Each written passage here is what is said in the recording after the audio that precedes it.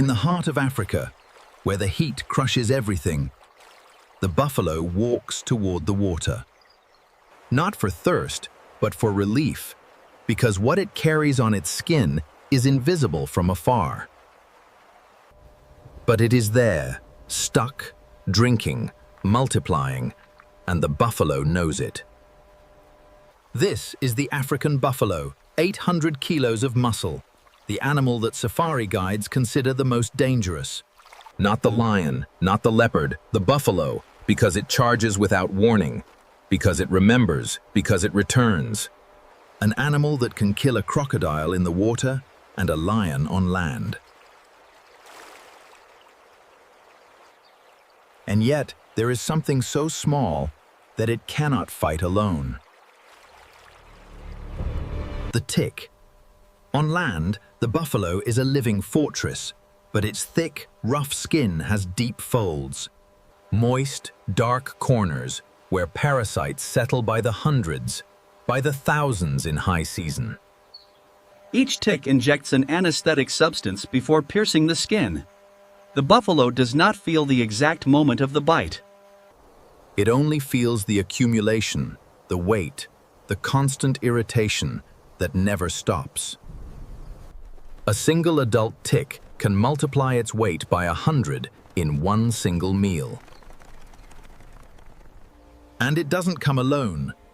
In high season, a buffalo can carry thousands simultaneously. That invisible weight weakens it slowly. It steals iron from the blood. It opens wounds that get infected. It consumes the energy it needs to defend itself and stay alert against predators. The buffalo has no hands. It cannot scratch the inside of the ear. It cannot see its own back. It cannot reach the folds of the neck where the parasites concentrate most. It tries to rub against an acacia tree. The rough bark tears off some ticks, but not all. Never all. In the African savanna, the buffalo creates specific paths between the bushes, looking for trees with exactly the texture it needs. Then it throws itself to the ground and rolls. The dust bath suffocates some parasites. The abrasive earth seals the respiratory openings. It paralyzes them. It kills them. The buffalo grunts while it rolls. It is not pain. It is relief. The sound of an animal that has spent hours enduring something it cannot solve completely. When it finishes, it is covered in earth from head to tail, a temporary armor that also protects it from new bites. It stands up, shakes off the dust. The earth falls in clouds around it. But the African sun does not forgive. The dust dries. The ticks that survived are still there. The heat turns the temporary relief into new torture. The buffalo is exhausted, irritated, weakened by hours of parasitic load, and turns toward the river. It walks with determination, the hooves sinking into the dry earth at every step. The herd follows, the oldest animals in front, the youngest behind, observing, and enter the water. The river in the African savanna is not just water. It is a natural service station, a point where completely different animals arrive with different needs and find solutions they couldn't find alone. What happens in the following minutes is one of the most extraordinary spectacles of African nature.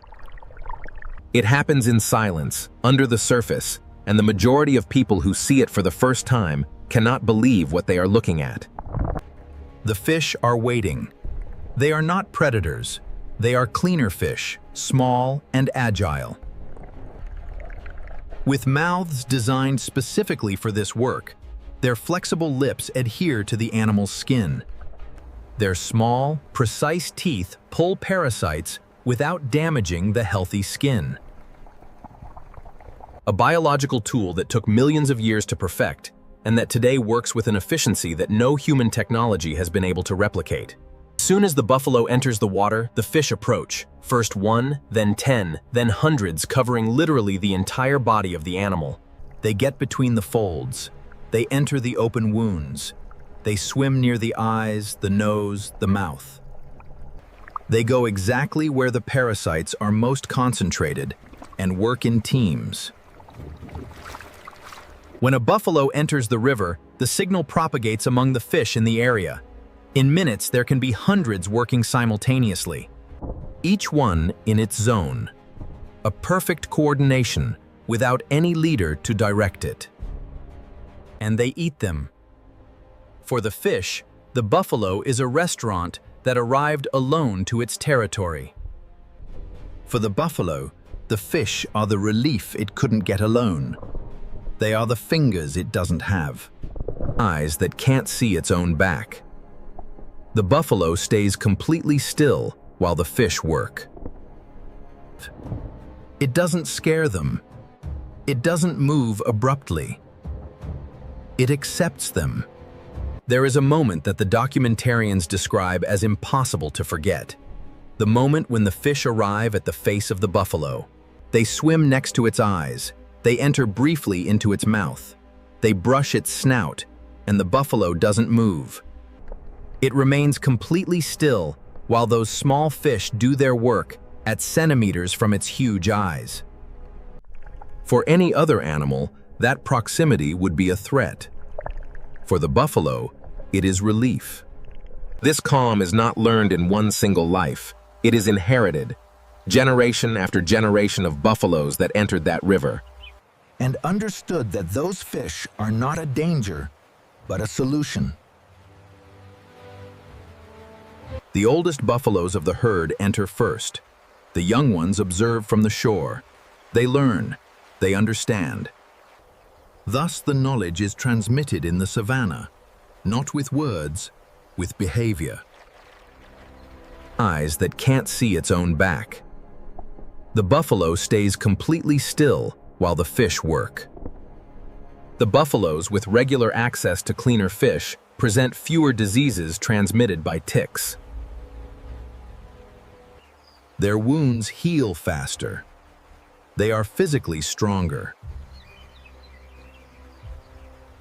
In the savannah, where the lions always look for the weakest individual, that difference means life or death. The African buffalo did not learn to trust the fish by studying biology.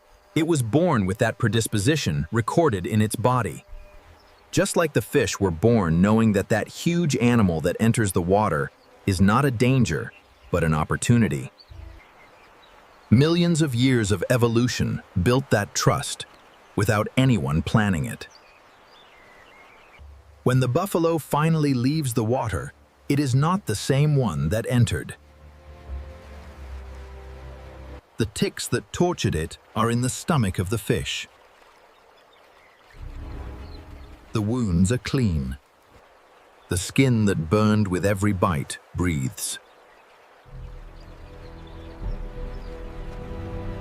The most dangerous animal in Africa walks lighter.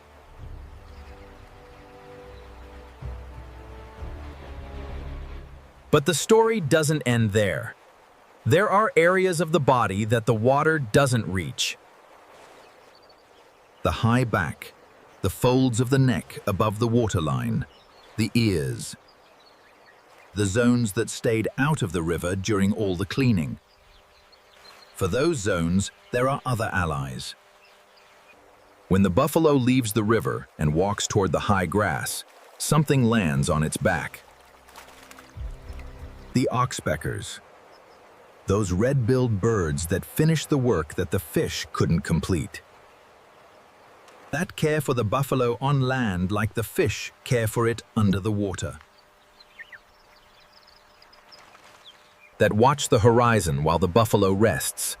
That scream when the danger approaches before the buffalo can see it or smell it. The buffalo has allies in the water, in the air, in the land. Each one covering the angle that the others cannot cover.